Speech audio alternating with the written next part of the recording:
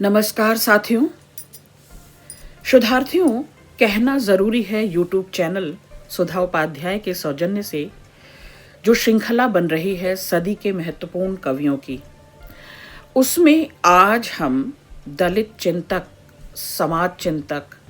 समाज सेवी, साहित्य सेवी कमल भारती जी के साथ हैं। शुद्धार्थियों, रामपुर उत्तर प्रदेश में जन्मे कमल भारती न केवल हिंदी कविता में बल्कि आलोचना जगत में भी, विचारक के रूप में विचार जगत में भी, अनुवादक के रूप में और संपादन के लिए साहित्य की दुनिया में, कविता की दुनिया में और समाज में जाने माने जाते हैं।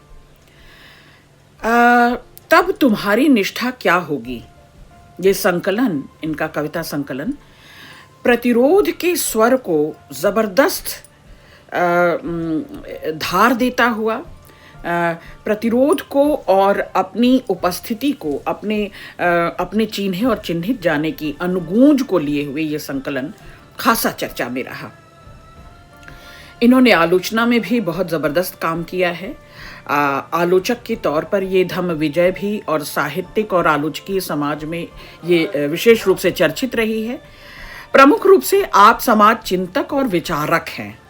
दलित विमर्श की भूमिका हो, दलित चिंतन में इस्लाम या डॉक्टर अंबेडकर बौद्ध क्यों बने, डॉक्टर अंबेडकर एक पुनर्मूल्यांकन, लोकतंत्र में उनकी भागीदारी के सवाल और कांशीराम के दो चेहरे, संत रैदास एक विश्लेषण, मनुस्मृति, प्रतिक्रांति का धर्मशास्त्र, डॉक्टर अंबेडकर को नकारे जाने की कोशिश, दलित धर्म की अवधारणा, अंबेडकर चिंतन के 3 अध्याय, ये सभी इनके विचार प्रधान आलोचना के आलोचकीय मुख्य इनकी अंतर्दृष्टि रही। अनुवाद कर्म भी कमल भारती जी ने किया है। अंधकार में ज्योति ये अनागरिक धर्मपाल का जीवन है और इन्होंने संपादन किया है वाल्मीकि वाणी, मूक भारती, माझी जनता। इन सभी सक्रिय, सचेतन और जिसको कहते हैं सार्थक अवदान के लिए साहित्य और समाज में इनको डॉक्टर अंबेडकर राष्ट्रीय पुरस्कार भी मिल चुका है। और ये गर्व की बात है, गौरव की बात है हम सब के लिए कि भीम रत्न अवार्ड भी कमल भारती जी को मिल चुका है। साथियों, कमल भारती जी को लंबे समय से देख सुन रही हूँ, पढ़ रही हूँ और जहाँ तक मैं समझ पाई और मेरी रचना धर्म को, मेरी आलोचकीय धार को, इस पक्ष को बिना देखे और जाने समझे गुने और धार नहीं मिल सकती, त्वरा नहीं मिल सकती। इसलिए भी मैं आज चाहती थी कि कमल भारती जी के इस चिंतन को, इस दखल को, ज़रूरी दखल को चिन्हित करूं अपने इस यूट्यूब चैनल में। दलित साहित्यकारों में कमल भारती जी का नाम विशेष रूप से उल्लेखनीय है। हालांकि इनकी मूल पहचान एक आलोचक के रूप में ही अधिक रही। इन्होंने 40 से भी अधिक आलोचनात्मक कृतियां की हैं। इनकी एकमात्र कविता संग्रह तब तुम्हारी निष्ठा क्या होती, मैं इस संकलन से, इस ज़रूरी शीर्षक से जुड़ी हुई कविता भी आपके सामने पाठ करूंगी और इस पर हम मूल्यांकन भी करेंगे, थोड़ा सा विवेचन और विश्लेषण भी करेंगे। साथियों, इसका प्रकाशन 1996 में बोधिसत्व प्रकाशन से हुआ था। इस कविता संग्रह की भूमिका दलित साहित्यकार ओम प्रकाश वाल्मीकि जी ने लिखी। तत्पश्चात निवेदन में कमल भारती जी ने अपने विचारों को भी लिखा और इस संग्रह के संबंध में कमल भारती जी ने खुद लिखा कि प्रगतिवादी या जनवादी लेखक और दलित लेखक एक दूसरे के मित्र ही हैं। अंतर सिर्फ इतना है कि दलित लेखक इस प्रगतिवादिता और इस जनवादिता का शत्रु न होकर सहायक है, सहयोगी है। पूंजीवाद और ब्राह्मणवाद के खिलाफ इन दोनों को प्रहार करना चाहिए। ये दोनों पैरेलल, समानांतर नहीं चलते, बल्कि इनको संग साथ चलना चाहिए। साथियों, यही बेचैनी मेरे मन में भी है। निश्चित तौर पर आप परिवार नहीं चुन सकते, माँ बाप नहीं चुन सकते, लेकिन संसाथ तो चुन सकते हैं, सानिध्य तो चुन सकते हैं, विचार चुन सकते हैं। और अपने विचारों से, अपने पालन पोषण, अपने परिवेश से और अपने पठन पाठन से, अपनी त्वरा से, अपनी समीक्षकीय और आलोचकीय दृष्टि से आप समाज के हर पहलू को, हर परत को चिन्हने और चिन्हित करने के काबिल बनते हैं। ये मेरी अपनी भी सोच है। साथियों, मैं हमेशा से मानती रही हूँ कि बेचैनियों की कोई जात जमात नहीं होती। बेचैनियाँ हम सब ने पाली पोसी होती हैं, जो भी रचनात्मक यात्रा कर रहे हैं, चाहे वो स्त्रियाँ हैं, दलित हैं, आदिवासी हैं और तमाम साहित्य सुधी लोग बेचैनियों को पाल कर ही आगे बढ़ते हैं। तो इसलिए इसकी कोई जात जमात नहीं होती। हाँ, अगर वह बेचैनी सदियों से मर्माहत है, पीड़ा लिए हुए है, या हजारों वर्षों की पीड़ा और संघर्ष की गाथा कह रही है वो बेचैनी, या अन्याय, अपमान और घृणा के समाज शास्त्र से बार बार जूझती है, टकराती है, चोटिल होती है, टूटती है, बिखरती है, तो साथियों, मैं जोरदार शब्दों से अपने इस YouTube चैनल के बहाने आप सब से ये साझा करना चाहूँगी अपने मन के भाव कि ऐसी बेचैनी को तो ऐतिहासिक दस्तावेजों में न केवल सुरक्षित संरक्षित करना चाहिए, चिन्हित करना चाहिए, इसकी रपट लेनी चाहिए, बल्कि आने वाली संततियों के लिए भी इसे दर्ज कर देना चाहिए, ताकि वे देखें, जानें और हमारे साथियों, हमारे बंधुओं, हमारे साहित्य सुधियों, समाज चिंतकों, विचारकों के साथ एक जात जमात का जो अलगाव होता रहा और जो हम बिछड़ते रहे और जो ये विखंडन रहा और ये जो विभक्त मानसिकता के शिकार होते गए, ये हमें दर्ज कराना ही चाहिए, इसको चिन्हना चाहिए। इसी रचनात्मक विप्लव का साक्षात मुझे कमल भारती जी की तमाम रचनाओं में दिखाई देता है शोधार्थियों, और आज मैं चाहती हूँ कि उनकी 3 ज़रूरी कविताएं आपके सामने पढ़ूं और उस पर थोड़ा सा विवेचन और विश्लेषण हो, ताकि हम उनकी रचनाधार्मिता पर और उनकी रचनात्मकता पर, उनके शोध पर, संधान पर, उनकी मानवीय गरिमा को, सृष्टि को, समाज को एक साथ गूंथे जाने की जो विराट दृष्टि है, उसका भी परिचय ले सकें। मेरी पसंद की पहली कविता है, नई सदी में प्रवेश कर रहे हैं, फासिस्टों को सत्ता में बैठाकर हम नई सदी में प्रवेश कर रहे हैं। वर्ण व्यवस्था के समर्थकों को ताकत सौंपकर हम नई सदी में प्रवेश कर रहे हैं। उस व्यवस्था के साथ जिसमें करोड़ों मजदूरों का, आदिवासियों का, गरीबों का विस्थापन है, दमन और भूख की विभीषिकाएं हैं और उन पर कानून की सहमतियों की विडंबनाएं हैं। हम नई सदी में प्रवेश कर रहे हैं। फैलते जा रहे हैं हमारे अंधेरे और हमारे घर सिकुड़ते जा रहे हैं। हमारे नेताओं की आंखों में चमक है जैसे आदमखोर बाघ की आंखों में होती है। हिंसक, क्रूर, चालाक, ये चतुराई और ये चमक है ठगने की। हमारे नेताओं की आंखों में चमक है जैसे आदमखोर बाघों की आंखों में होती है।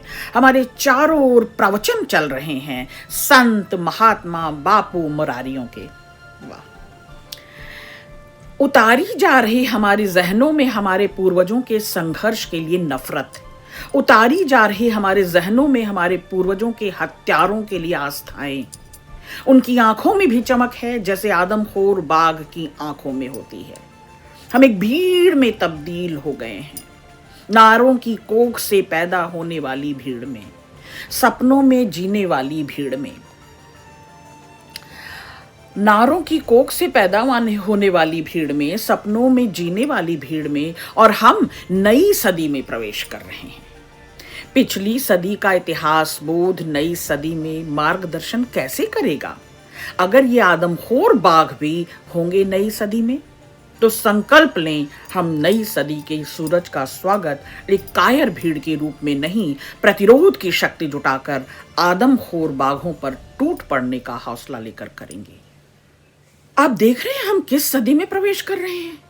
ये कैसी 21वीं सदी और कैसा आधुनिकता और कैसा विकसित देश की चकाचौंध है, न्यू इंडिया की चकाचौंध है, जहां हम जात जमात से, अपने समूह समुदाय से, जहां हम हिंसक, क्रूर आतताइयों और जो अमानवीय शक्तियां हैं, जो जो वर्चस्व के रुआब में हैं, जो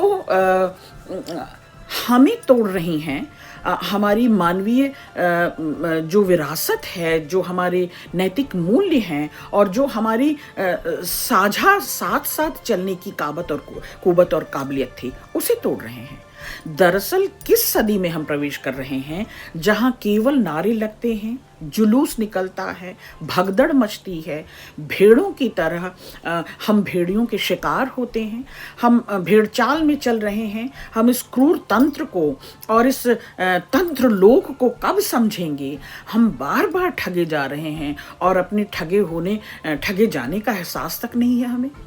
हम अपना विवेक और अपनी सोच और चिंतन को कहाँ छोड़ आए हैं कि हम लगातार अपनी पीठ पर इनकी सुविधा के लिए ऊन ढो रहे हैं। हम इनकी सुविधा में, इनकी सहूलियत में इस्तेमाल हो रहे हैं। और अगर ऐसे हम नई सदी की ओर प्रवेश कर रहे हैं तो कमल भारती जी का कहना है कि हम कायर हैं, हम पलायन कर रहे हैं, हम प्रतिरोध की आग को अंदर ही अंदर गुस्सा पी क्यों रहे हैं, हम घोंट क्यों रहे हैं इस विष को, और लगातार अपने को भी और अपने अपनों को भी आहत कर रहे हैं, चोटिल कर रहे हैं। तो हमें शक्ति जुटानी होगी, हमें एक सूत्रित होना होगा, हमें संगठित होना होगा। और जितने आदमखोर हैं, जो जहां जहां जिस पद प्रतिष्ठा पर अवस्थित है, इनकी शिनाख्त कीजिए और हौसला कीजिए और टूट पड़िए इन पर, क्योंकि अब मरने की नहीं, टूटने की नहीं, बिखरने की नहीं, जुड़ने की, एक दूसरे का संग साथ देने की और ऐसी क्रूर, हिंसक, अराजक ताकतों की शिनाख्त करने की ज़रूरत है, ताकि उसे सही मायने में नई सदी का प्रवेश कहा जाए। दूसरी कविता है, शायद ऐसा हो कि तुम्हारे हृदय में धधकी हो कोई ज्वाला, भस्म करने की वर्जनाएं, कि तभी कोई बदली मर्यादा की बरस गई हो और तुम्हारा अंतर मन शीतल हो गया हो। शायद ऐसा हो कि तुम्हारी अनुभूति अचानक हो गई हो मार्मिक, पढ़ या सुनकर कोई दलित हत्याकांड, पीड़ित मनुष्यता का पक्ष तुम्हारी चेतना का बन गया हो केंद्र बिंदु, कि तभी कोई टुकड़ा सुख जगा गया होगा परंपरा बोध और तुम्हारी शिराओं में रक्त थम गया होगा। शायद ऐसा हो कि मंदिर की दीवारों के बीच तुम्हारी आस्थाएं विचलित हो गई हों, पैदा हुआ हो स्थापना का अस्वीकार, कि तभी अनास्था का कोई अज्ञात भय समा गया हो तुम्हारे अंतस में और जन्मते ही मर गए होंगे विद्रोह के स्वर। अद्भुत पंक्ति है ये।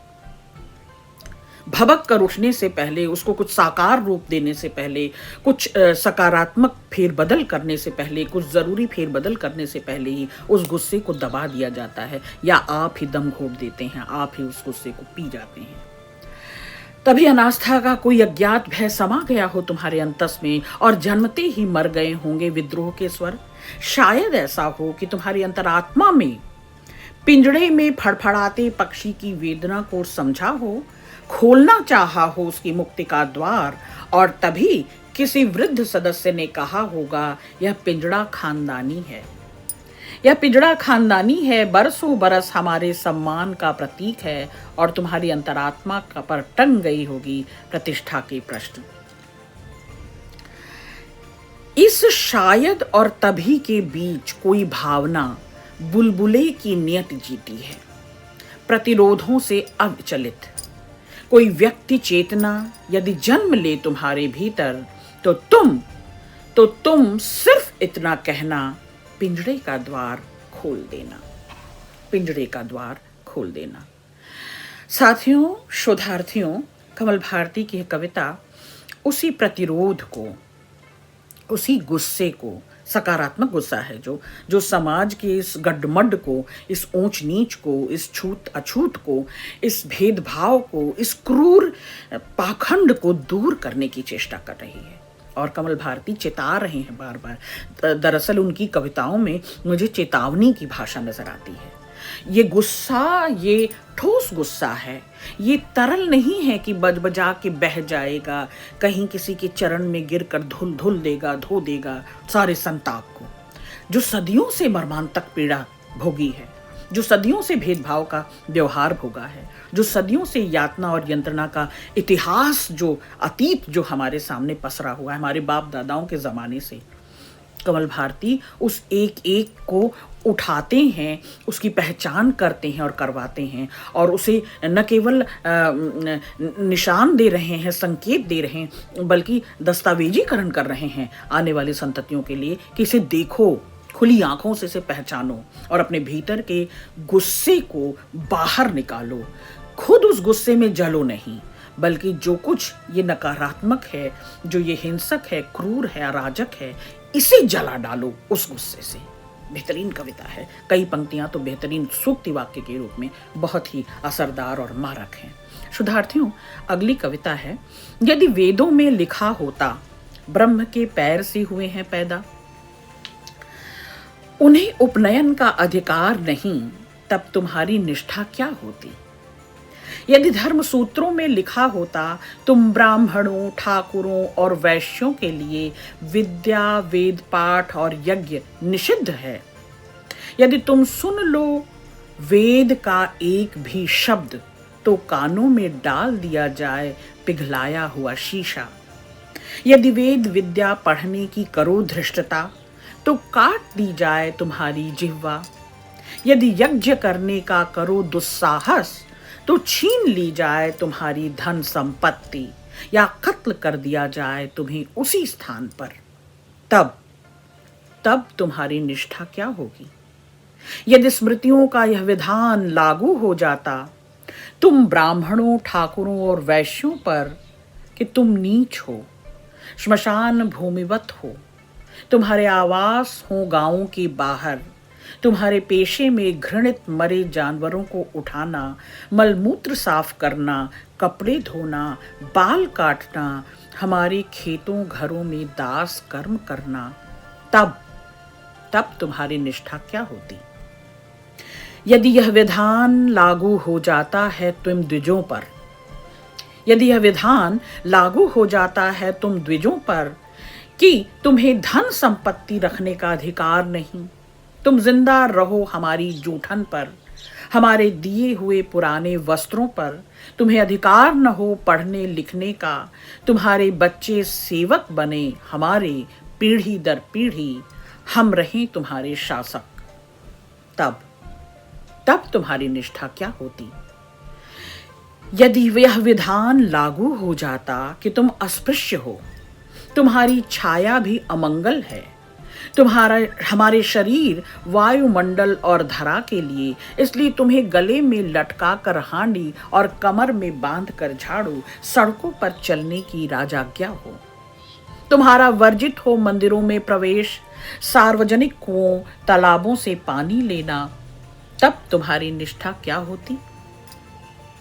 तब तुम्हारी निष्ठा क्या होती। यदि यह विधान लागू हो जाता कि तुम्हारे जीवन का कोई मूल्य नहीं, कोई भी कर सकता है तुम्हारा वध, ले सकता है तुमसे बेगार, तुम्हारी स्त्री, बहन और पुत्री के साथ कर सकता है बलात्कार, जला सकता है उनके घर बार, तब तुम्हारी निष्ठा क्या होगी। यदि रामायण में राम तपस्वी धर्मनिष्ठ ब्राह्मणों को करते कत्लेआम, तुलसीदास मानस में लिखते पूजिए शूद्रशील गुणहीना, विप्र न गुण गुण ज्ञान प्रवीणा, तब तुम्हारी निष्ठा क्या होती। साथियों, धर्म आरक्षितों की रक्षा करता है। शास्त्र अंतः ज्ञान को, भीतरी ज्ञान को, मानवीय विवेक को, भीतरी चक्षुओं को, अंतः चक्षुओं को खोलने का काम करता है। और यदि ऐसे धर्म और ऐसे शास्त्र आपको अलगाने का प्रपंच करते हैं, आपको टुकड़ों में, आपको खंडित करके, आपको विभाजित करके, आप में जाति भेद, नस्ल भेद, क्षेत्र भेद, तमाम तरह के भेदभाव भर देते हैं, यदि वे आपको मानव मात्र बने नहीं रहने देना चाहते, यदि वे आपकी चिंतन में, आपकी सोच में, आपके विवेक में आड़े आते हैं, तो ऐसे धर्मशास्त्र पाखंड हैं, ऐसे कर्मकांड पाखंड हैं और इनका निषेध होना चाहिए, इनका विरोध होना चाहिए और जोरदार तरीके से इनका विरोध होना चाहिए। कमल भारती की एक पंक्ति बार बार जो गूंज रही है हम सब, आप शोधार्थियों के बीच में, आप साथियों के बीच में, पाठकों के बीच में, सहृदय समाज के बीच में, बार बार वो सवाल जो पूरे बल के साथ, पूरी पूरी धार के साथ और पूरे कमिटमेंट के साथ, पूरी प्रतिबद्धता के साथ एक ही पंक्ति बार बार जो कमल भारती आपसे बार बार पूछते हैं कि तब तुम्हारी निष्ठा क्या होती। तो आप अपने पक्ष और प्रतिपक्ष को, आप अपनी प्रतिबद्धता, कमिटमेंट को, आप कहाँ और किसके साथ कब खड़े हुए, किसके लिए कब कब मुखर हुए, अपने ही लिए नहीं, अपने अपनों के लिए आपने कितनी लड़ाइयाँ लड़ी, आपने उन जो हाशिए पर रहे, जो लगातार वंचित रहे, जो लगातार शोषित रहे, उन सब के लिए कब कब आवाज़ उठाई, कब आप जगे और अपनों को जगाया, कब आपने बटोरा, सबको समेटा और कब सबके दुखों को, सबकी वेदना को संवेदना बना ली, कब उनके अनुभव संसार में आप पहचाने गए, अपने अनुभवों से उसे घुलाया मिलाया, कब आपने उनकी स्मृतियों के साथ अपनी स्मृतियों को जोड़ा और संवेदनात्मक धरातल पर एकजुट हुए, एक साथ हुए। और यदि यह सब नहीं हुआ तो ये धर्मशास्त्र पाखंड है, ये पाप के भागी हैं और ये मनुष्यता के लिए, समूची मानवीय प्रजाति के लिए और हमारे और आपके लिए, हर जात जमात के लिए पाखंड है। और ऐसे पाखंड शास्त्र जो मनुष्य को तोड़े, जो एक दूसरे से जोड़ने का काम ना करे, जो एक दूसरे के दुख सुख का साझीदार न हो, उन्हें विवेक न दे, उन्हें सोचने के लिए और उन्हें संग साथ में दुख सुख निभाने के लिए, सुख सौहार्द से रहने, जीने, मरने के लिए उत्साहित न करे, तो ऐसे धर्मशास्त्र पाखंड हैं और हर पाखंड का विरोध होना चाहिए। इन जटिल और कुटिल कहती हूं मैं, क्योंकि ये सोची समझी साजिश है और इस सोची समझी साजिश से निजात पाने के लिए हमें एक दूसरे को का संग साथ देना जरूरी होगा। शोधार्थियों, बहुत शुक्रिया, बहुत अच्छी कविताएं कमल भारती, बहुत शुक्रिया।